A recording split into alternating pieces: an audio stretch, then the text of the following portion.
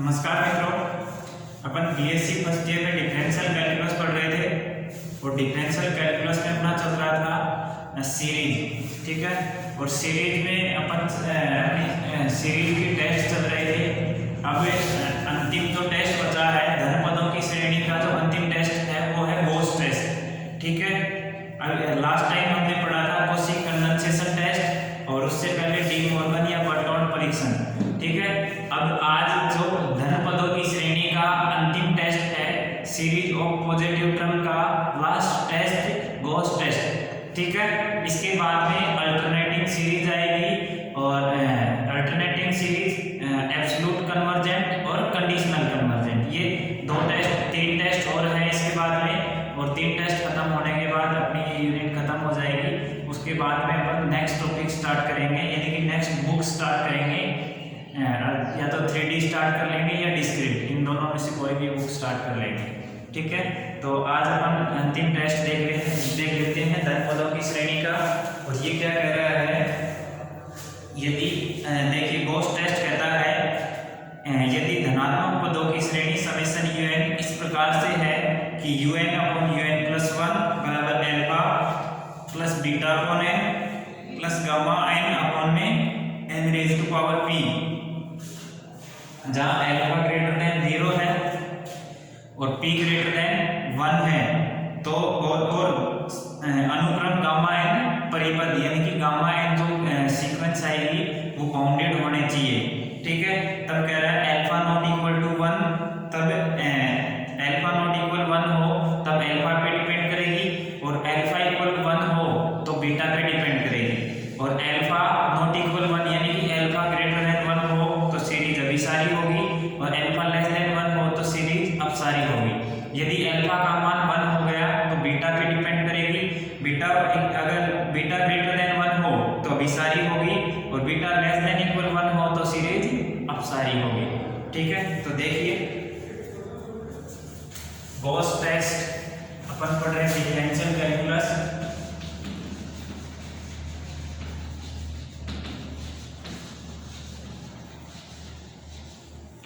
Differential calculus यानी कि Gauss test.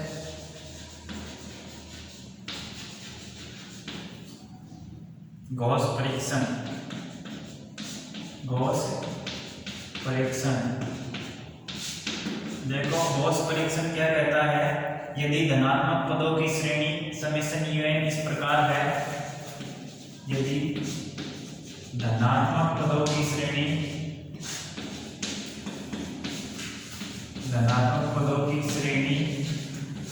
Summation un इस प्रकार है कि limit n tending to un upon un plus 1 बराबर alpha plus beta upon n plus gamma n, ये क्या है सीक्वेंस है, गामा n अपॉन में n raise to power t। ठीक है, जहां alpha greater than 0 p greater than 1 और अनुक्रम यानी कि सीक्वेंस गामा n परिबद्ध है,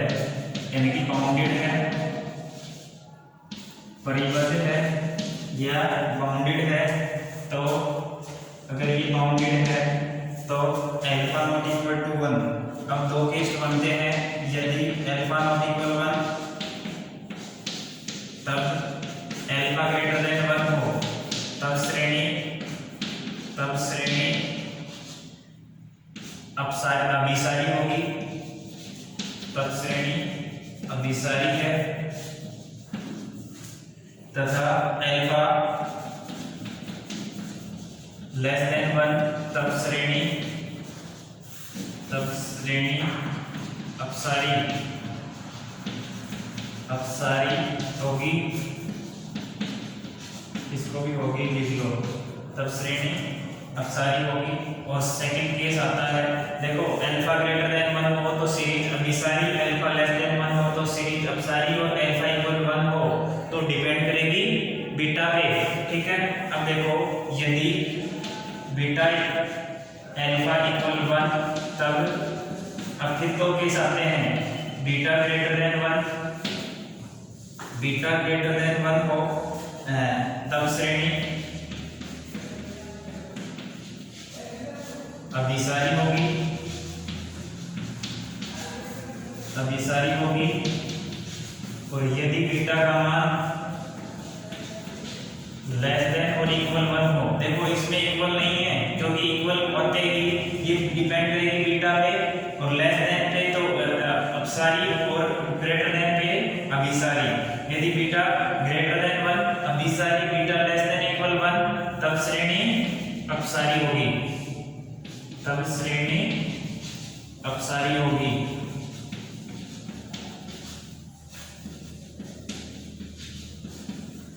ठीक है, देखो अपना ये टेस्ट क्या कह रहा है, गोस टेस्ट है, धन पदों की श्रेणी का अंतिम टेस्ट है। और ये कह रहा है यदि धनात्मक पदों की श्रेणी समेशन un इस प्रकार है कि un अपॉन में un प्लस 1, जो भी श्रेणी दी हुई है उसको un अपॉन में un प्लस 1 की फॉर्म में लिखेंगे। और इसमें लिखने के बाद alpha plus beta upon m plus gamma n upon में n raise to power p, यदि अल्फा ग्रेटर देन 0 हो और बीटा ग्रेटर, जहां देखो अल्फा का मान ये 0 से बड़ा होना चाहिए, बीटा का मान p का मान 1 से बड़ा होना चाहिए, तब यह श्रेणी अभिसरण या अपसरण का मान देती है, इसके अलावा नहीं देगी। अल्फा 0 से बड़ा हो, p 1 से बड़ा हो, और ये गामा n जो श्रेणी है ये परिबद्ध श्रेणी यानी कि परिबद्ध अनुक्रम बाउंडेड सीक्वेंस होगी, ये बाउंडेड सीक्वेंस होगी। तब अल्फा का मान यदि 1 के बराबर नहीं हो, अल्फा नॉट इक्वल 1 हो, अल्फा का मान 1 के बराबर नहीं हो,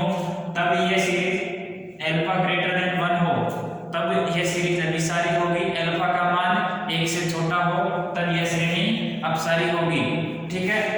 और दूसरा केस आता है यदि अल्फा का मान 1 हो, यहां ध्यान रखना अल्फा ग्रेटर देन पे अभिसारी, लेस देन पे अपसारी, और अल्फा इक्वल 1 आते ही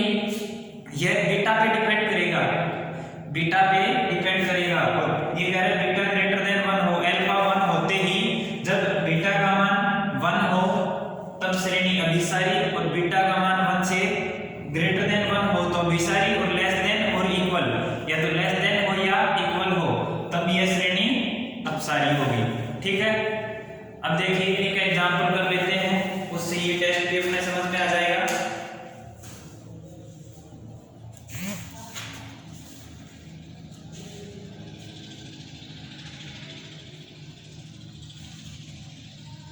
एग्जांपल नंबर 5, एग्जांपल नंबर 5 देखिए, इसको मिटा देता हूं मैं।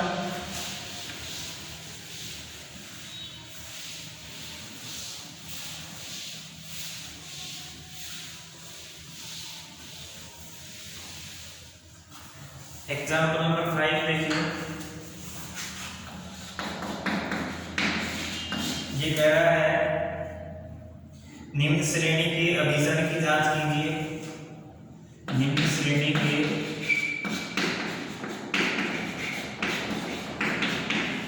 अभिसरण की जांच कीजिए। ठीक है, और ये कह रहे 2 स्क्वायर अपॉन 3 का square plus 2 square 4 square upon में 3 का स्क्वायर 5 का स्क्वायर प्लस में 2 का स्क्वायर 4 का स्क्वायर 6 का स्क्वायर अपॉन में 3 का स्क्वायर 5 का स्क्वायर 7 का स्क्वायर प्लस डैश डैश। ठीक है, 2 square upon 3 square, 2 square 4 square upon 3 square 5 square, 2 square 4 square 6 square upon में 3 स्क्वायर 5 स्क्वायर 7 स्क्वायर। दी हुई श्रेणी को निम्न प्रकार लिख सकते हैं या समेशन un से प्रदर्शित कर सकते हैं। हल में क्या लिखेंगे, ये जो श्रेणी है दी हुई श्रेणी को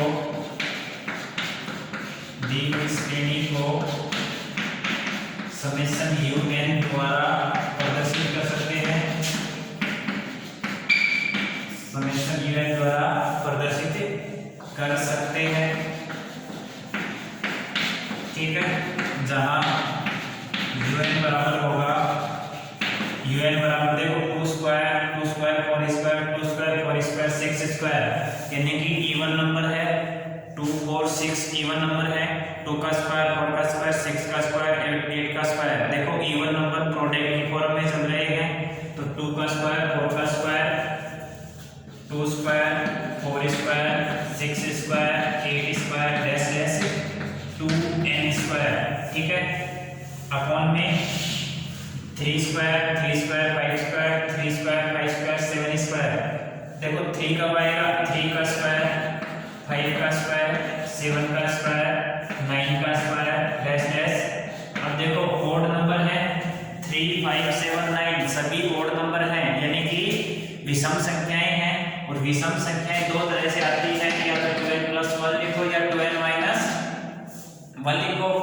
यहाँ अपना क्या आएगा वो डिपेंड करेगा पहले अंक पर, ठीक है, यहाँ पहला अंक ये है जो कि n बराबर 1 पर आया है, ठीक है, तो n बराबर 1 पर आया है, तो देखो जब n बराबर 1 रखेंगे तो यहाँ आना चाहिए 3, और यहाँ n बराबर 1 रखेंगे तो पहला आना चाहिए 2, तो यहाँ तो 2n लिख दिया सीधा, और यहाँ लिखेंगे 3 आना चाहिए, तो 2n माइनस लिखेंगे, यहाँ देखो n बराबर 1 रखा तो 2 - 1 आएगा, लेकिन आना चाहिए 3, तो इसलिए हमें 2n + 1 करना पड़ेगा और उसका स्क्वायर, ठीक है, ये आ गया। अब हमें गॉस टेस्ट लगाना है, और गॉस टेस्ट क्या कहता है, un/un + 1 का मान, और उस पर डिपेंड करता है यहाँ अब un + 1 बराबर, अब देखो 2 स्क्वायर 4 का स्क्वायर 6 का स्क्वायर 8 का स्क्वायर डैश डैश 2n का स्क्वायर। अब जब n बराबर n + 1 रखेंगे तो ये तो देखो 2n, n + 1 रखेंगे तो 2n + 2, 2 इंटू में 2n प्लस, सॉरी देखो 2n है, n = n प्लस रखेंगे तो 2n + 1 यानी कि 2n + 2, ठीक है, तो यहाँ से 2n + 2 का होल स्क्वायर अपॉन में 3 square 5 square 7 square 9 square 2n + 1 का स्क्वायर। अब देखो इसमें n + 1 रखेंगे तो ये तो है 2n + 1, और इसमें रखेंगे n + 1 2 × n + 1 + 1, ठीक है, तो ये 2n + 2 और प्लस में 1 यानी कि 2n + 3 हो जाएगा, और ये 2n + 3 का होल स्क्वायर, ठीक है, ये un आ गया, un + 1 आ गया। अब आता है गॉस टेस्ट, और गॉस टेस्ट क्या कहता है, un/un + 1 का मान alpha + beta n, beta upon n plus gamma upon n⁵p आना चाहिए, जहां p का मान 1 से बड़ा हो, ठीक है। अब देखो un/un + 1 लगाने पर, un/un + 1 लगाने पर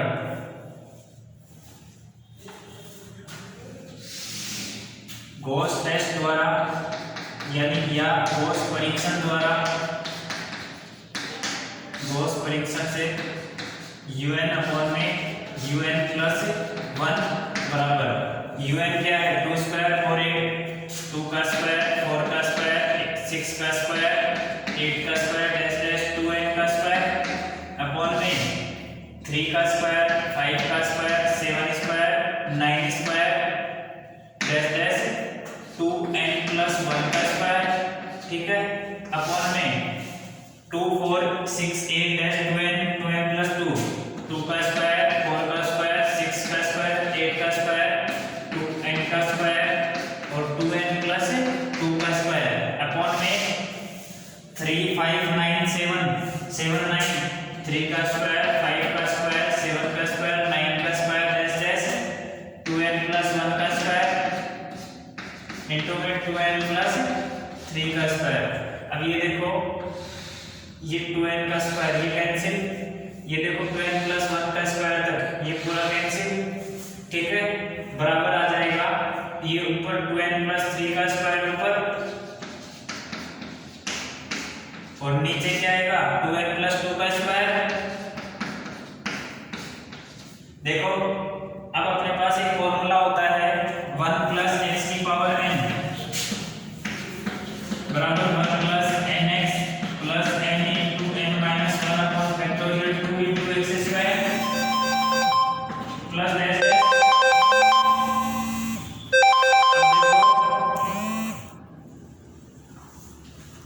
यहाँ से n 1 plus n x plus n n minus 1 upon factorial 2 x square. अब यहाँ से देखो 1 प्लस बनाना है तो 2n कॉमन ले ले, 2n कॉमन ले लेंगे तो ऊपर भी 2n कॉमन ले ले, नीचे भी 2n कॉमन ले ले, ऊपर भी 2n कॉमन ले ले, नीचे भी 2n कॉमन ले ले, तो क्या होगा un अपॉन में un प्लस 1 बराबर होगा 2n कॉमन ले लिया तो 1 प्लस 3 अपॉन 2n, ये 2n का स्क्वायर अपॉन में ये 2n का स्क्वायर इनटू में 1 प्लस 2 अपॉन में 2n का स्क्वायर, ये कैंसिल हो गया। अब देखो ये 1 प्लस x की पावर है, ये फॉर्मूला बन गया, ऊपर तो एज इट इज रहेगा, नीचे वाले को ऊपर ले जाओ माइनस पावर बन जाएगी।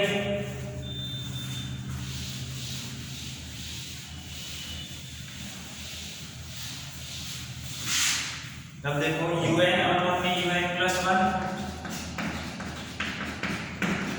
1 प्लस 3 अपॉन 2n की पावर 2